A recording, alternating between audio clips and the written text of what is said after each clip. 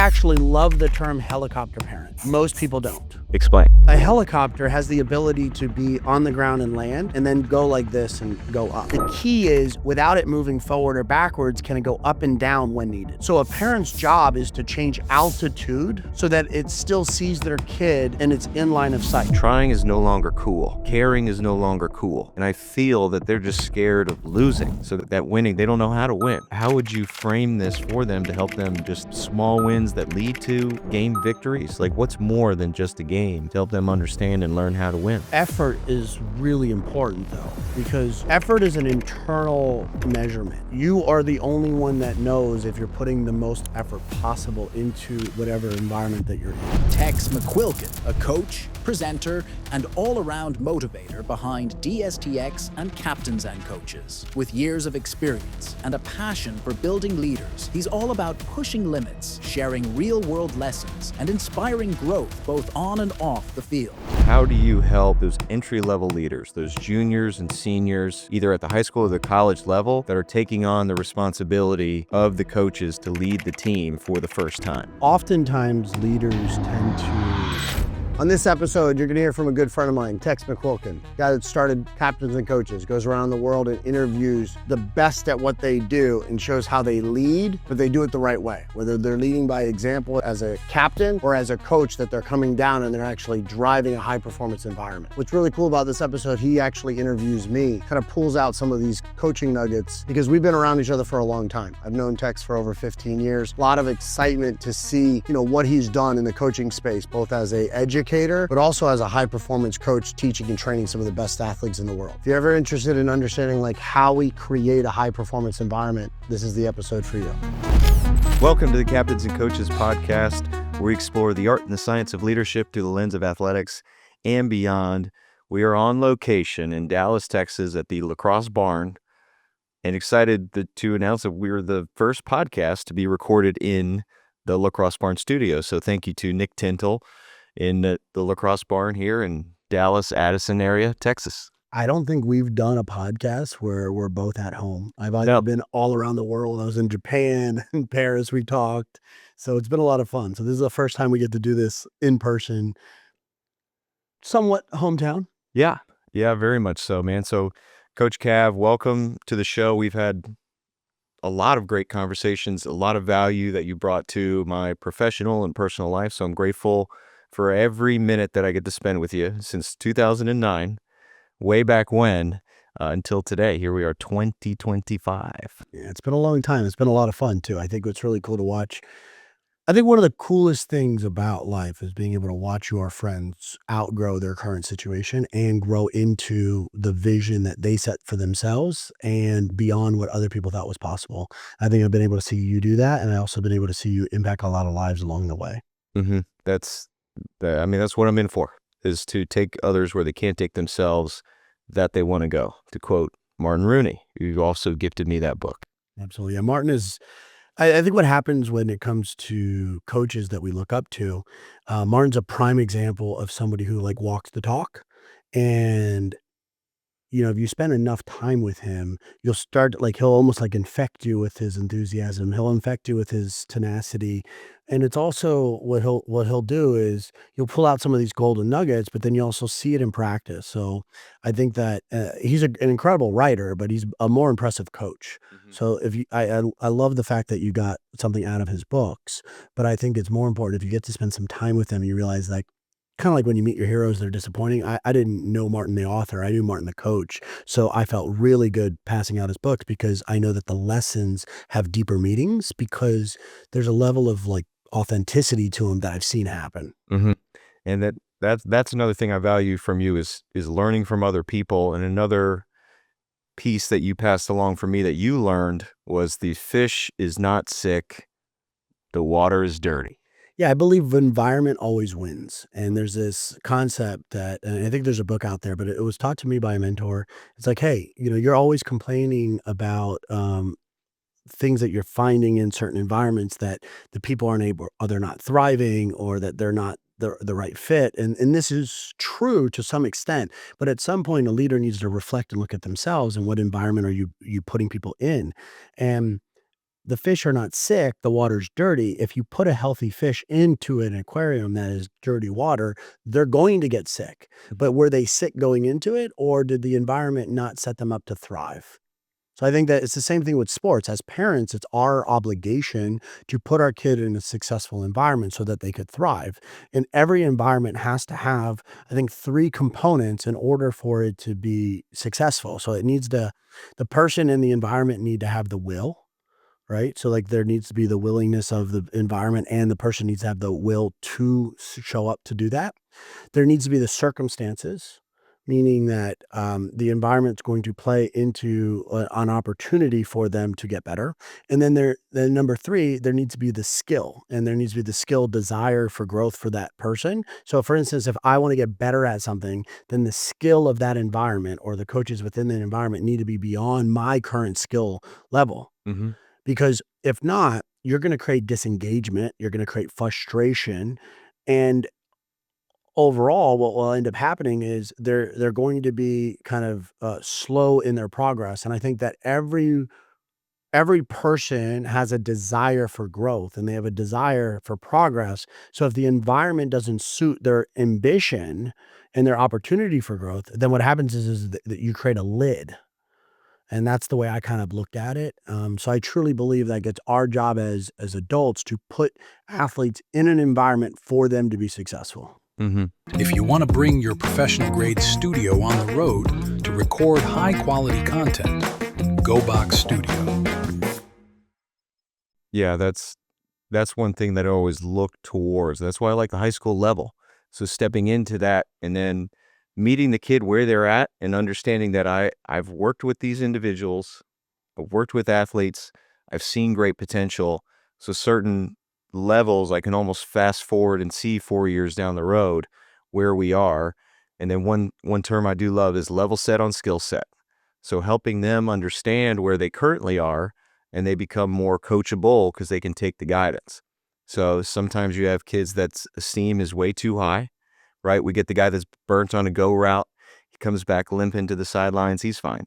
Or you get the kid that's down below where he should be or where you feel that he is as a coach. And then you have to help raise him up. So then he starts to listen and believe. So he's not where he needs to go yet, but he's where he's at. And you need to help get his confidence to where he's at so then we can really excel. Yeah, I think confidence comes from them looking back after their experience and proof that they could do it. So I think what I tell people is, number one, I think that every person has something in them that God has put in them that if they gave it to someone else, it would be worth billions of dollars. Because if you could take out something that is your greatest quality and give it to somebody else, you'd be a billionaire. And for me, a lot of times people look at me and go, man, if I only had your confidence, because I do, I have a very strong belief in myself of whatever it is that I'm going to venture into. But it's also because I have enough past experience to look at what I'm good at. I stay in my lane. So I really only do things that I know I'm going to be dominant in. I'm not going to go play basketball. I'm not going to go, do things. There's a lot of jokes on like my first time grabbing a lacrosse stick at Johns Hopkins and smacking myself in the nuts and going, oh my God, like, okay, this is a different sport. When you don't have the skill and you don't have the proof, your confidence is going to be shaken. But when you have proof of experience and it's just time and time again that you know that you could win, your confidence grows. So true confidence comes from belief and experience because it's just repeatable truths that they can see over time. So I tell people that it's not about confidence, even though that's what everybody wants from me or from the environment. It's about courage. Courage over confidence, because if you have the courage to take the action, you go into an environment now. Now you're in an environment that's successful for you. It has the will, it has the skill, it has the circumstances, which means the opportunities are there. You do that over time, you get better. You have now proof based upon the experience that you're going to be successful. And then looking backwards, it's a reflective concept. I then have the confidence. Mm-hmm. Yeah, I like that reflection piece, and then it frames it as positive, right? Think back to your high school ball days with the old film room. That's not a positive experience. So we're reflecting back, and it's always highlight, rewind, mistakes. Sometimes those highlights aren't highlights for me though. Low light. Yeah. I mean, what am I joke around and be like, I'm on Sean Taylor's highlight tape. No, no, no. I'm on Sean Taylor's highlight tape. He's not on mine. So unfortunately, that's not a highlight that I want to watch because I don't look that great on it, But we look at those moments and we know that something is true. The eye in the sky never lies. So there's this level of like reflection and go, I have to be realistic with myself, be honest with myself and say, okay, I may have felt that I was in a different position. I may have felt that the outcome of that play was different in my head, but it's not different on film. So I need to understand that. And then there's also evidence there. So it's like almost less emotional because of that too. Yeah. So speak to us about helping athletes reframe, because they go into film rooms scared because of one reason or another. They know they made a mistake. They don't want to relive it. But how can you help reframe an athlete's mind to watch a mistake as this opportunity for growth versus this hideaway moment where I'm putting on my hood and putting my hood down and like Homer Simpson sneaking into the bushes? I think just like in leadership and working within teammates, feedback's a gift. So if I get feedback from someone else and you tell me, hey, Cav, I know you're coaching me on this, but sometimes the way that you approach it, I don't hear it all. Or maybe that's not the right way that you should handle that athlete. They needed to be coached slightly different. I could be emotional about it and be like, hey, and I could be aggressive. But if I truly approached it as feedback's a gift and you gave me that feedback and I honor that feedback that you've given me, well, then isn't watching film and getting feedback from you about yourself as not from a person, but from the actual tape, a gift too? Because that self-reflection allows for you to actually grow faster because it's not attached to maybe the person giving you the feedback. Mm-hmm. So I think that there's a lot of emotions that are taken away when you watch film because it's not attached from someone else. If you add the coach in the mix and then he gets on you, well, it's like the biggest part of watching film that's tough is the embarrassment because your teammates are in the film room. Like if I'm in the linebacker room and as a unit, we're watching film, we all know that I missed that play, or, I stepped up into the hole and then I got down blocked by a 330-pound, 6'5" tackle and I got blindsided and cracked. Like, I don't want to rewind that tape. I already know what that felt like, but the embarrassment of my peers realizing that I missed that play is already hard enough. So as a coach, you have to understand, like, sometimes the message is let them handle it, let them see it. The issue is when the athlete sees it and doesn't believe it.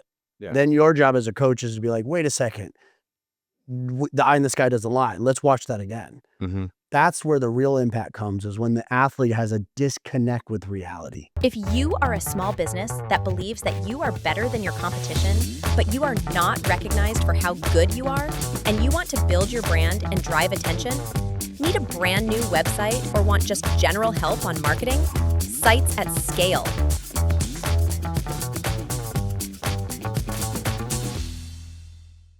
Yeah, and I want to spend some time, and I'm glad you said disconnect with reality, and conversation that we had where it's performance and then coaching feedback and a sense of rebellion from an athlete and this feedback loop.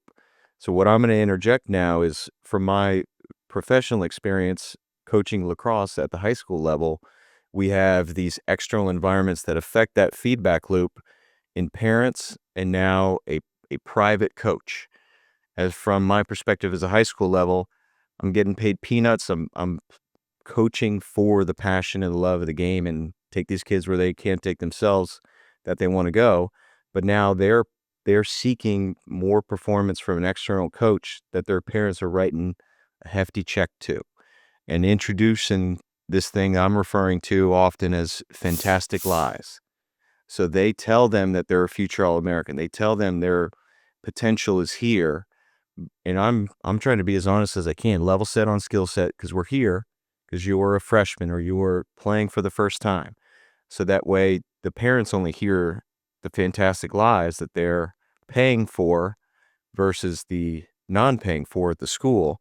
So it just creates this static in the feedback loop I'd like you to present that I am challenged with sometimes. So share us that feedback loop, and then how can you help level set these athletes so they can, yes, believe in themselves to where that coach wants them to go, but at the same time, for the coaches here, spending more time with them, that I need you to do X, Y, Z today. So that way, yes, we can have that dream, potential dream come true. Absolutely. And I think that we're talking about biases, right? So everyone's going to have a bias. A parent's going to have a bias to whatever environment they put themselves into, and they want to kind of navigate that. If they could be in a pay to play environment, they could then maybe influence the direction of where their kid's going to be. And that's something that a parent tends to think, but it's not always true. That's the difficulty, because at the end of the day, playtime, right? Getting on the field, seeing what happens, the result. Like, there's going to be a result at the end of the game. Is the result actually good is a different question. So I look at it as childhood development more than I do in regarding the sport environment. But there's two fundamental truths when it comes to what a child wants from their parent, and then what a parent wants for their child. And I think these truths are attached to everything that they do, not just in sports. We just both share a passion for teaching life lessons through sports, because there is coaching, there's the athlete, there's the experience. So it's multidimensional. But when you look at the child's development and their life, I think that this has been very true, and I've kind of proven it over the many years. But there's a catch 22, because every child wants two fundamental things. They want to grow up and be independent of their parent and be successful, therefore making their parent proud. Every parent wants two fundamental things for their kid, which is for their kid to be independent of them and be successful, therefore seeing their kid happy. So the goals are independency, the goals are success, but they're rooted in two different, reasons why. One is a happiness and the other one is a pride. Now, this is taking into account that every parent wants their kids to be, safe too. So I'm not saying that we're discounting harm or healthy, but outside of that, because if you don't have your health, right, then that's the first thing you have to go after. But after those things are met, then it's a matter of their development of independency and their development of progress in their successful trait that they're in. The problem lies is in the feedback loop of that development in independency. So as an athlete starts to kind of go along their own independent track, they move kind of like a railroad, in a train. They get off the track a little bit. And as a parent, they want to like nudge them back on, but that goes against the laws of independency. They then say, hey, my job is to create guardrails and then knock you back off. But what are you doing? You're creating a crutch for them. But then the other part is if the individual or the athlete rebels too much and they get so far off that the train tracks, it's too hard for them to pick up the train and put them back on the track. You're going to need, an entire, construction crew to then move the train and put it back on. So it's the balancing act that parents have to play with environments of where you let the athlete or the individual fail, but in a safe space. So you want the athlete to be able to fail forward, so that they're still making progress and they're not so dejected from the outcome that it is actually creating some sort of like childhood trauma. Because any sort of failure or any sort of experience can create trauma within the athlete's life. So what you're trying to do is create an environment to where your son or daughter could develop a level of independency, but that there's a safety net there that they don't see. Because if they know it's there, then they won't make the full commitment into their own action. But if they know that you have your back, mom and dad have your back, but they're also allowing you enough independency, then they won't rebel too much. So that is where the balance is. And I always talk about balance being strategic priorities, because you have to prioritize what is the thing that you want to win right now, because you can't solve every problem.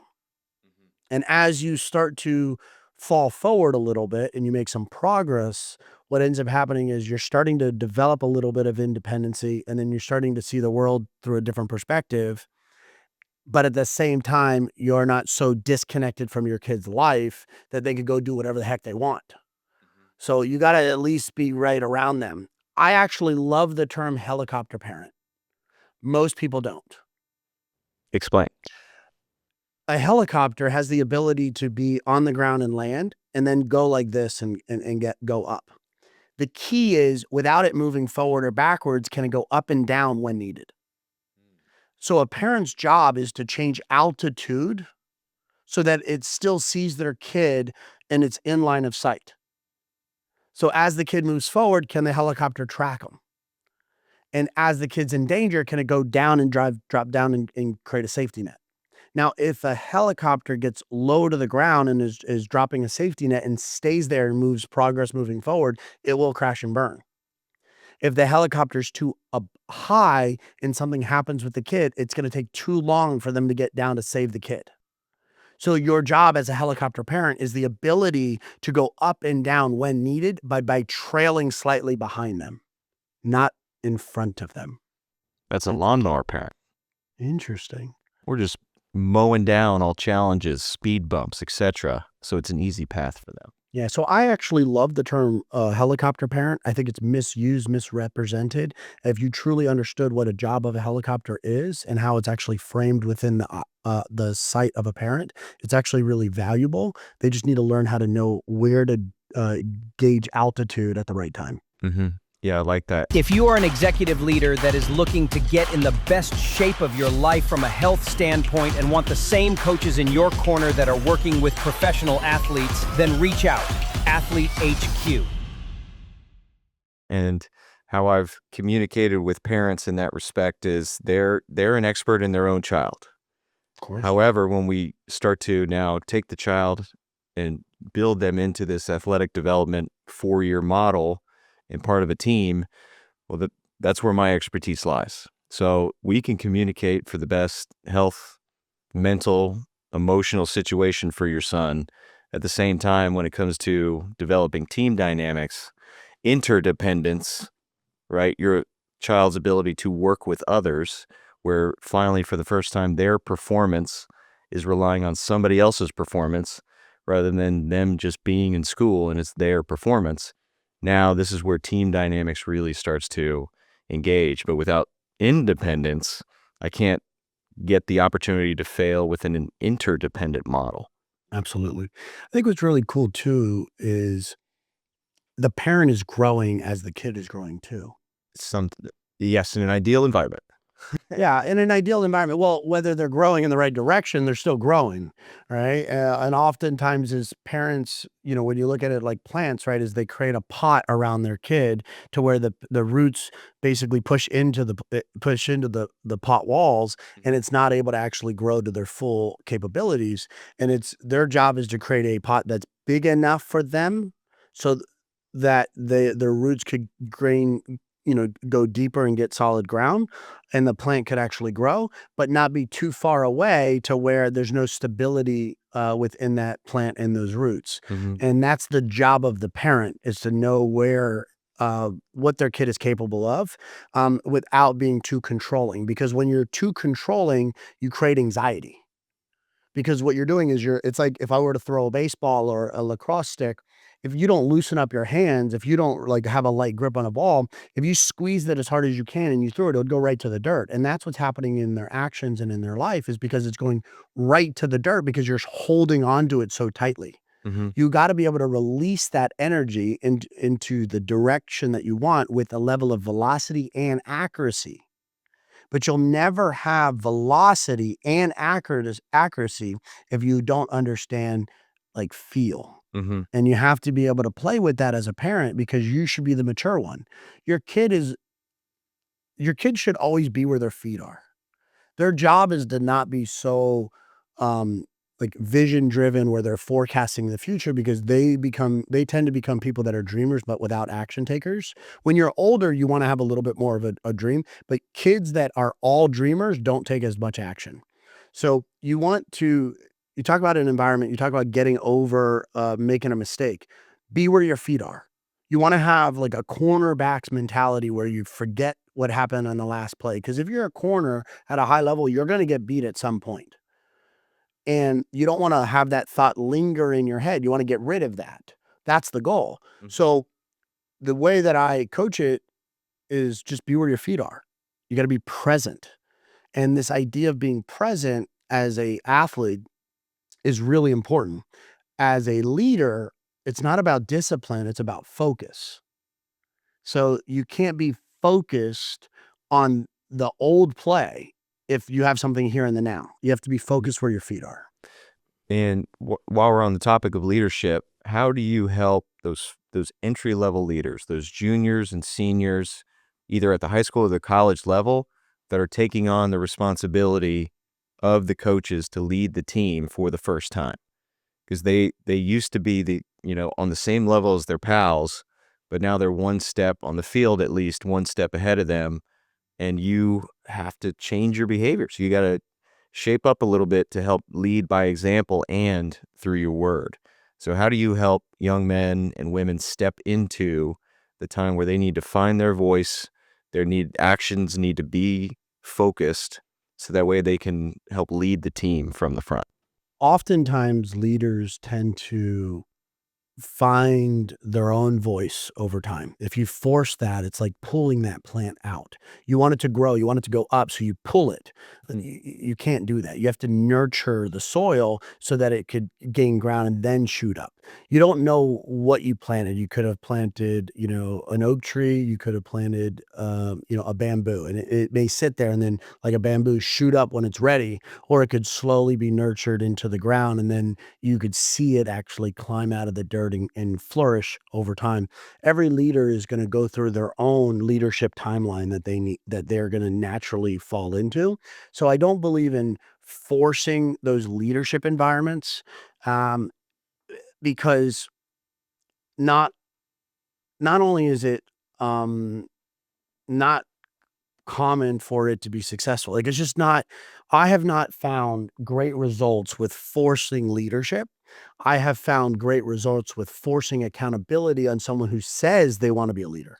So the minute they say, I want to accomplish something, then I go, okay, well, then this is what that means. You have to define what is a leader in your organization and what are the expectations of a leader in their actions in that organization. And for every organization, for every team dynamic, it's going to have different levels of skin in the game. So as someone has bigger ambitions, their actions need to be held higher levels of accountability. So I don't force that. If someone doesn't say that they want it, then that's the thing that needs to happen first. I think that there's 3 stages of coaching before you get the opportunity to coach somebody. So before there's the ability to coach somebody, you have to take athletes through these 3 stages. And the first stage is intellectual curiosity. This curiosity stage that one has is this idea that you've presented something to me that's a little intriguing. It's like, I've not heard that before. That's an interesting concept. And as an athlete, I go, I kind of like that, but I don't know much about it, but I'm interested a little bit. I'm not invested yet, but I'm interested. So that's the first stage. The second stage is the mental change. It's that I've made a change in my mind first, but there hasn't been any action yet. There's a mental change, like the 6-inch rule applies. Is that in my mind, I had an enlightenment moment. And this happens when they go, aha, that's right. It's a light bulb experience that they have, and things start to turn on in their bodies a little bit, but they don't take the action. They've taken the change moment in their mental position. So there's a thing called mental change that we go through. And then the third stage after intellectual curiosity and mental change is commitment. And now they say, I commit to this. That commitment then possesses a requirement for action. Because if they commit, but they don't act on it, that's when you have an integrity line around themselves, which is lying. So that's the 3 stages that need to take place in the opportunity to coach somebody before you start coaching. So your job as a coach is prior to the action to take the athlete through those 3 stages: intellectual curiosity, mental change as a model, and then commitment. Yeah, I love it. If you are an online trainer or coach looking to scale your business online and provide nutrition lessons, coaching, or training to clients, the #1 software for personal trainers, Coach Catalyst. That's why I love the middle school, high school age, because there's this switch, as you mentioned, but I like that 1, 2, 3 phases as well, where having fun is going from just being with my boys, playing grab ass, to having fun is being good. When my skill starts to click, I understand the offense, and now we're having fun because we're playing well. And that usually, hopefully, middle school sometimes leaks into high school level, but yeah, the Well, if phases you works. look at like Bay's model of childhood development, and you look at this kind of concept of around like, play for the experience or play for play, or play to win or play to compete, like these are all different phases that the development, that childhood development go through. We just need to make sure that the environment meets the needs of the athlete in the stage that they're in.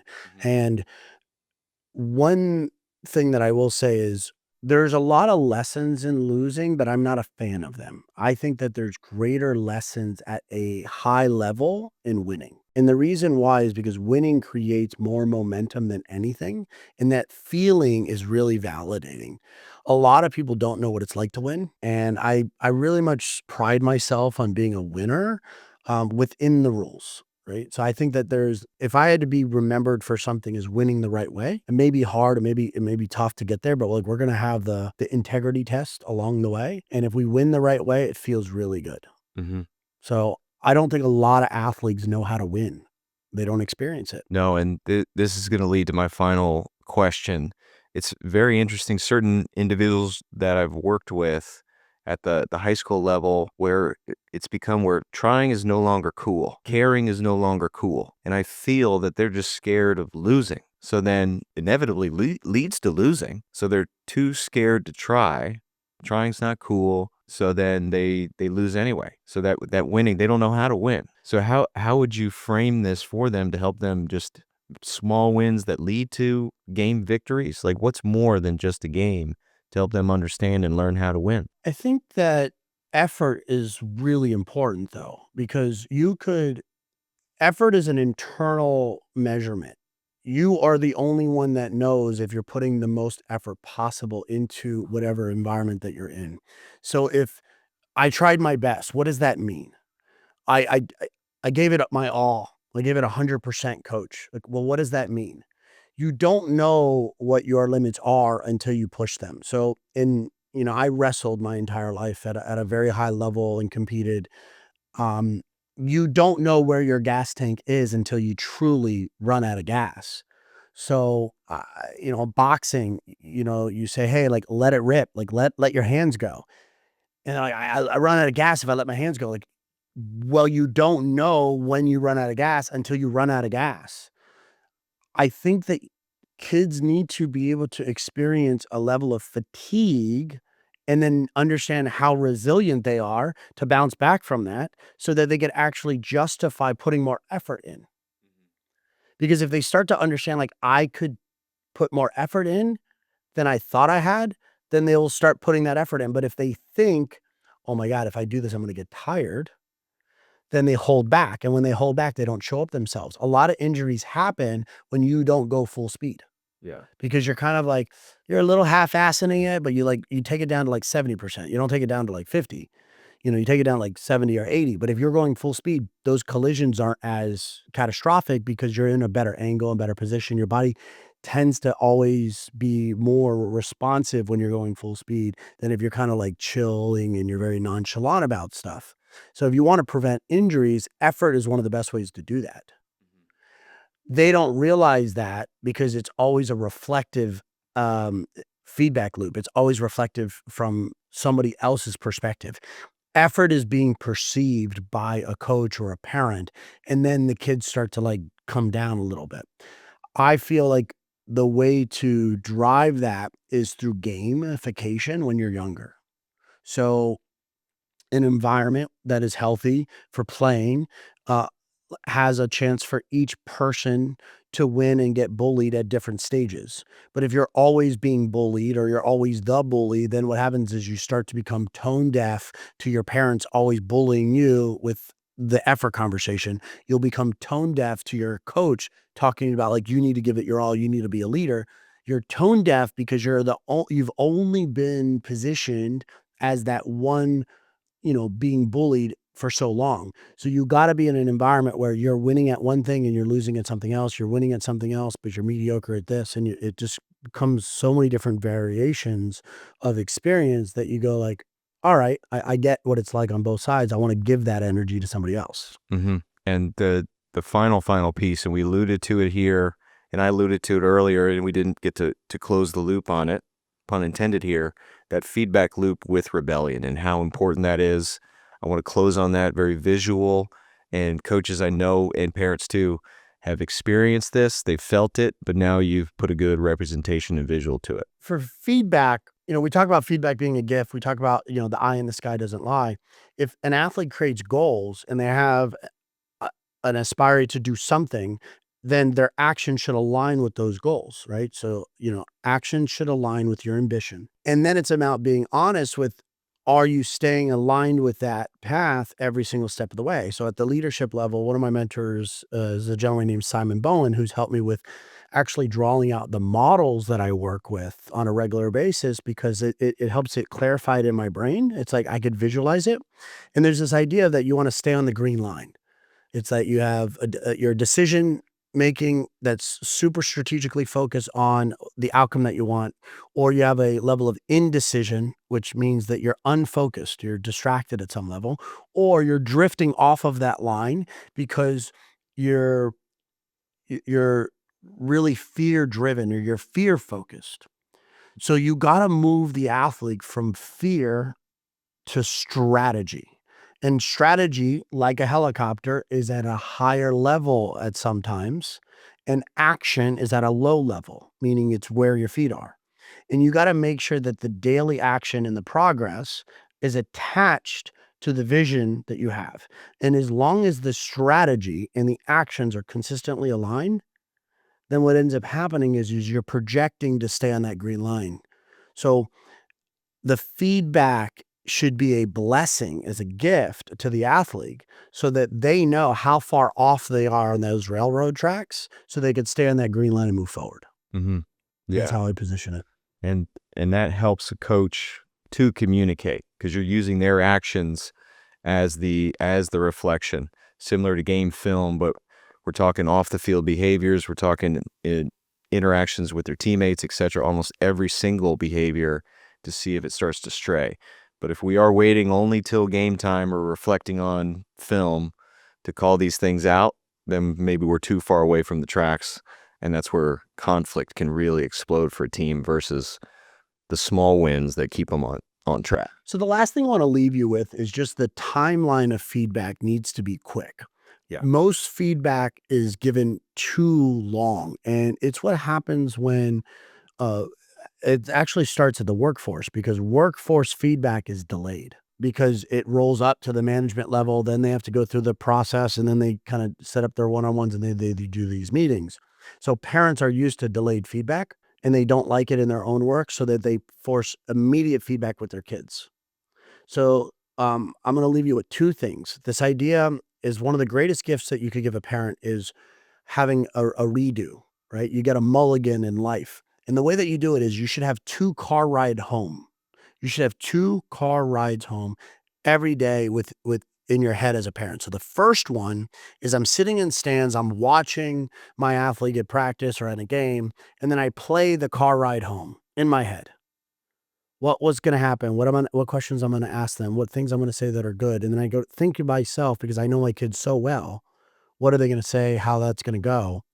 And then I go, okay, is that how I want this conversation to go? Maybe, maybe not. And then I actually have the real car ride home. You'll find, as a parent and as an athlete, you'll find a much better communication loop. The second thing is to collapse time within feedback loops so that they are in real time. And you know this to be true because right after the game, the very next day, you're watching game film. You're not watching game film the day before the game of last week's game. You're watching game film right after the game and the next day, so that you could go put it into practice and then you put it away. Mm-hmm. You don't continue to watch game film of week 1 on week 5. But parents all the time are complaining about week 1 issues in week 6. You got to put that away. If they made the change, then you need to put that away, and you need to talk about week 6 issues and week 7 issues, because you got to close those chapters. And if it's a matter of it being a repeated offender, then you're just saying, hey, here's a pattern. You're constantly making this mistake. Haven't you seen this? Matter of fact, you saw what happened week 1, week 2, week 3. We're now into week 5 and we haven't fixed it. What do we need to do about it? But if you're talking about week 1 behaviors and you're in week 5 and they've already changed that, then you're living in the past, parent, and that's a problem. Yeah. And that is a great point to end on, to help them move on, which then is a reflection to help their son or daughter move on from those and keep that cornerback mindset where it's next play.